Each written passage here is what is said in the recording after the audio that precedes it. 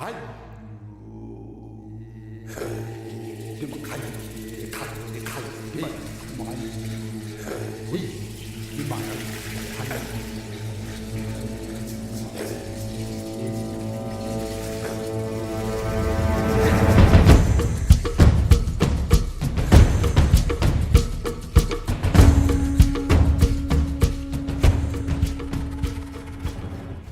going, everyone? Christian Rodriguez with Link by Love Ministries and Full Gospel Businessmen's Fellowship International. Thanks for taking the time to be with us.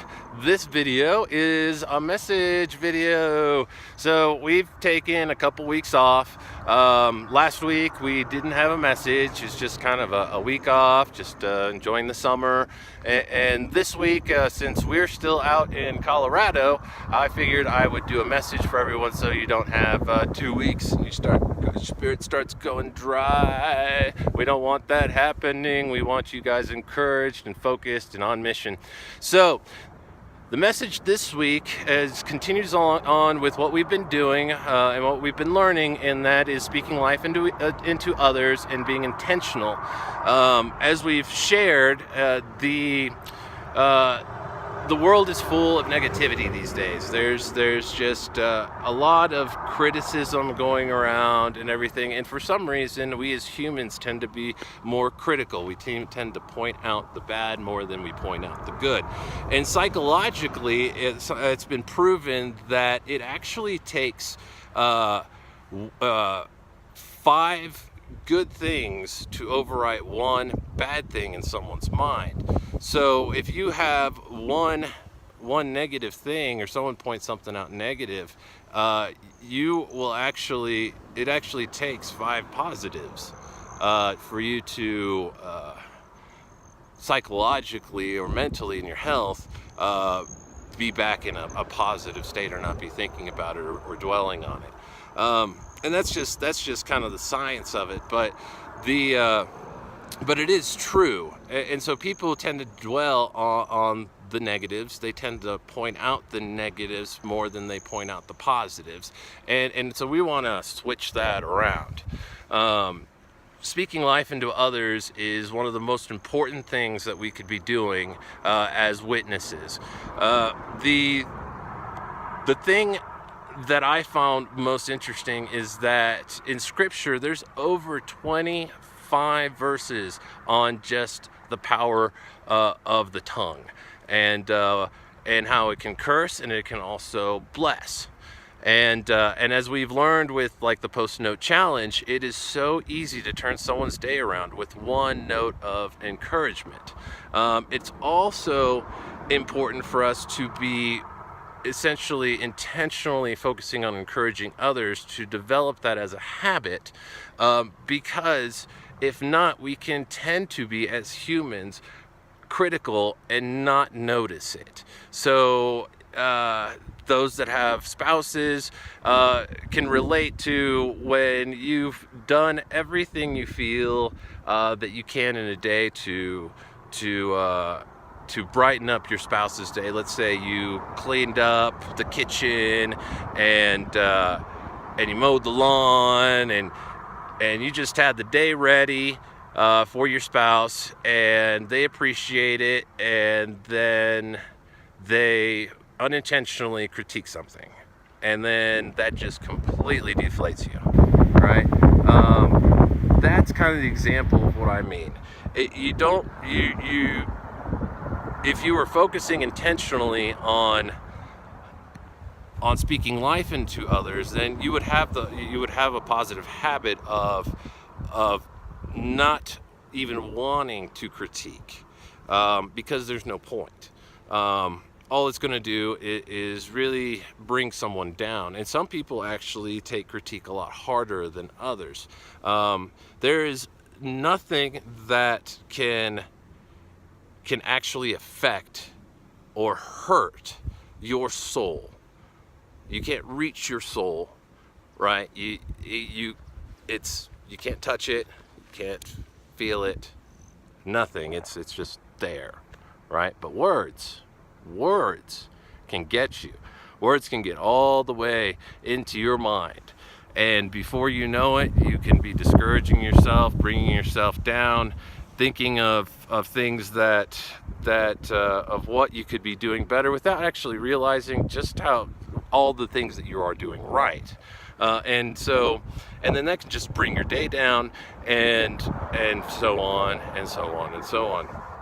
So bringing life into others is paramount, and it really brings around a positive light in your own life. I've noticed that the more that I focus on just throwing out random comments to strangers. For example, we were on a hike, and there was a lady halfway up this mountain trail with her 2 little kids that had to be younger than 8, coming up with her. And on our way down, we met up with them again, and I just wanted to encourage her. I was like, I'm really impressed, because I don't think my kids could do that, could make it this far. Just giving the kids encouragement, and the mom and whatnot, and they laughed and smiled, and she kind of joked back, and she said it wasn't with much complaint, but they were there. And so that's just the little things, you checking out at the grocery store, and the cashier's got some interesting lapel pin on or something, and he's like, hey, I like your lapel pin, and oh, thanks, and boom, and they could have just had 5 customers in a row that were mean to them, and just because you gave them a comment, you might have just turned their day around. But sticking with speaking things into existence and the power of the tongue, so to speak, it's imperative for me, and I'm talking for parents more than anything, or those that work with children. Children will take things to heart like a sponge. I've heard of stories of children that were in high school and getting C's, and the teacher would ask them, well, why you can do better than this. Let's get going. And the kid's like, I can't do better than this. I'm just a C student. And then the teacher found out that years ago a different teacher told them that they were nothing but a C student, and that stuck with them. So with kids, kids enjoy them, laugh at the things that they do, the silly things that they do, the things that they do wrong.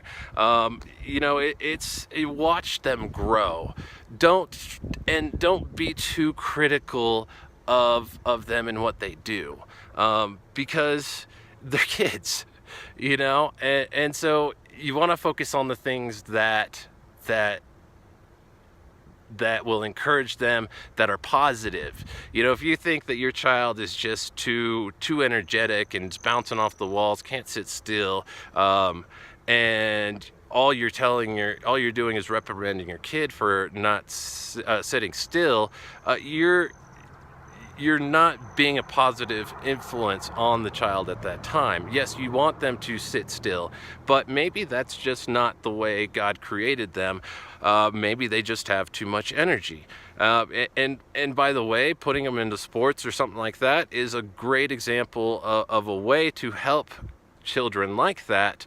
But instead of critiquing them for not sitting still, you should praise them in ways that make them proud of that, and not think that they have something wrong with them. And what I mean by that is you can say, I love how much energy you have, and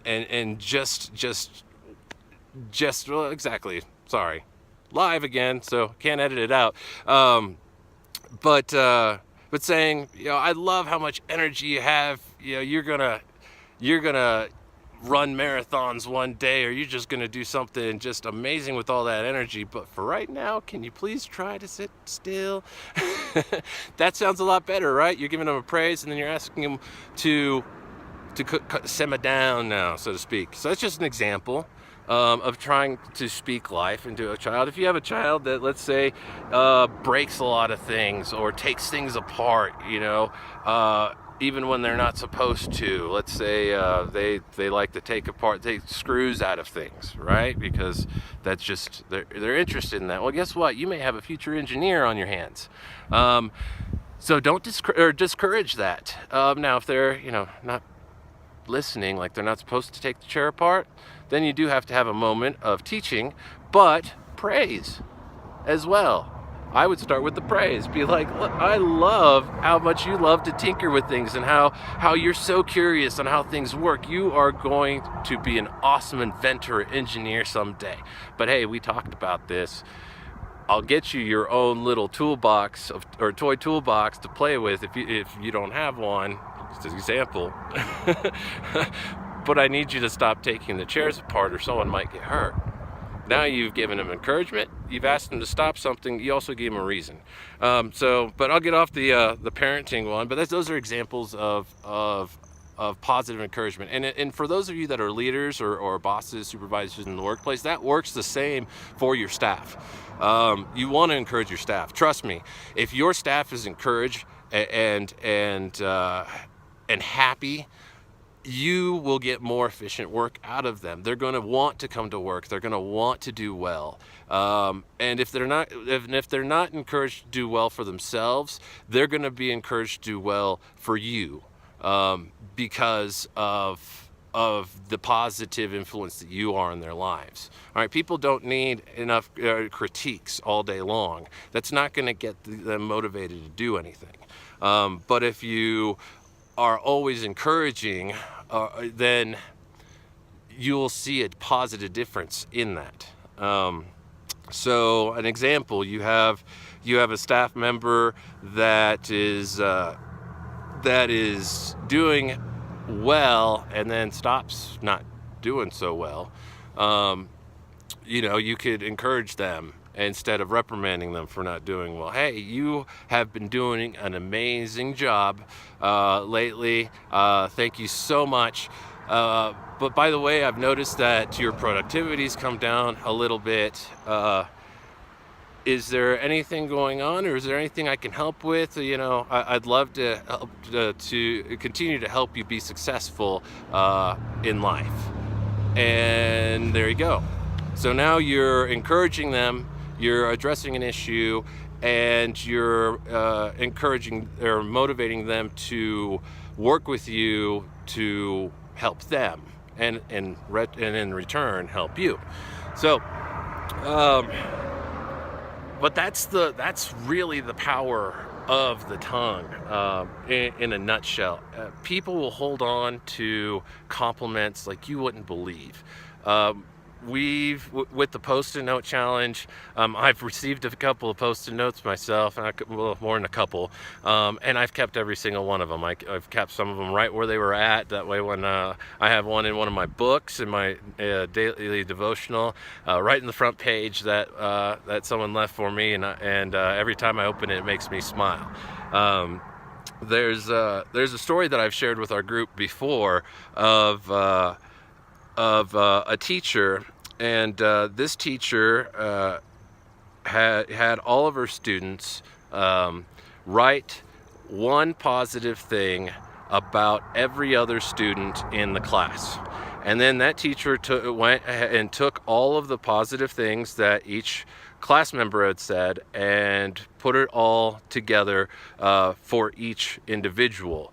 And then the next day handed those back out, and as she did, the smiles and glows of the kids were just captivating, and it was encouraging for her. She was so shocked and amazed by how much kids didn't know. They were like, I didn't know people thought that I was beautiful, or I didn't know someone thought that I was smart.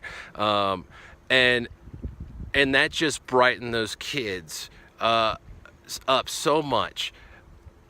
But the teacher never thought it'd have the weight that it did.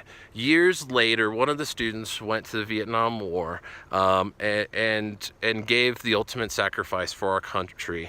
And at the funeral services, one of the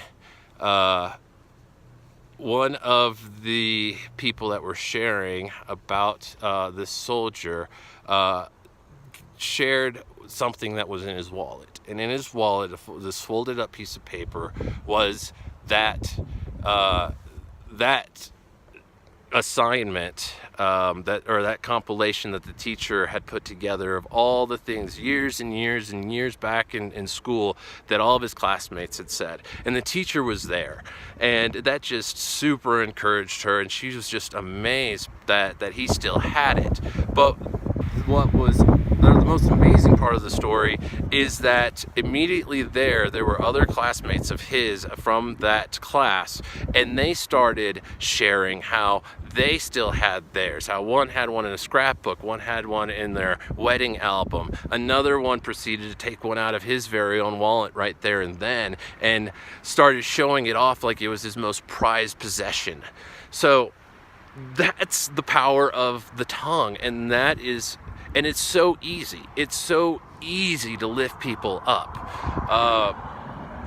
And all you have to do is just be positive, a light, and look for opportunities to compliment people.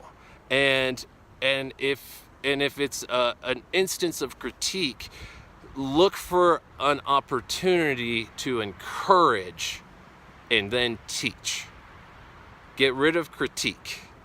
Don't go immediately to, I wish you would have done this, or I wish you would have done this better, or that's great, but don't do that. Don't do that. Don't do that. You're just going to deflate people. And when it's happened in your own lives, I guarantee you it deflated you too. Think of all the instances, all of the things that have been, that are of words that have just sunk in and stuck with you throughout your life. Don't be the person that is someone else's memory. Look to be the one that breaks down those memories, breaks down those walls, gets people to stop playing those memories on repeat in their brains. Guess what? You have a choice of what to be thinking about. And so do they. But that doesn't mean that they are using that choice wisely. All right, the movie theater that's on in your brain, you have an option to sit there and replay all the bad memories, and just have a pity party. Or you can push all of that aside, and you have an opportunity to go into another theater that's up there that is nothing but encouraging things that you're doing right, things that make you smile, that make you feel blessed. Focus on those things. All right, it's hard to encourage others if you aren't encouraged yourself sometimes. But even when you're not encouraged, even when you're not feeling it, when you make the effort to brighten someone else's day, a lot of times you'll find that your day gets brightened as well. So I'm gonna kind of wrap this one up, just for upload speed. I would love to give you guys more on just speaking life into others, but our challenge this week should be really helpful in that, following up with the Post-it note challenge. Your intentional time with God, and in your daily devotionals and whatnot, be looking for scriptures that call out to you to encourage others that are in your life. Look for ones that are like, hey, that one made me think of my friend Steve. I'm gonna send it to him and tell him that it made me think of him, and I hope he's having a blessed day. And that's it. And then just leave those opportunities open. Continue to just reach out intentionally here or there to others on text, social media. Social media is a great place to encourage several at once. You can share scripture or motivational things. I highly encourage that, especially with how negative social media can be these days. Being a light there can really, really, really help others. And it's a really easy and practical way to do it. Sticking with the message, the power of the tongue and speaking life into others, try to focus on not critiquing, praising first, and and looking for opportunities to encourage others. That's what we're going to be focusing on this week, guys. Next week we're going to have a garage sale for our missions trip to Uganda. So bring any donations you may have with you. Well, we're gonna be collecting next week. Actually, I think we might do it the week after. Bring all your donations with you. We really appreciate it. We've got a lot going on there, but I'll share that with you guys at a later time. Have a blessed day. Thank you for taking the time to be with me, to listen to my ramblings, and really blessing me.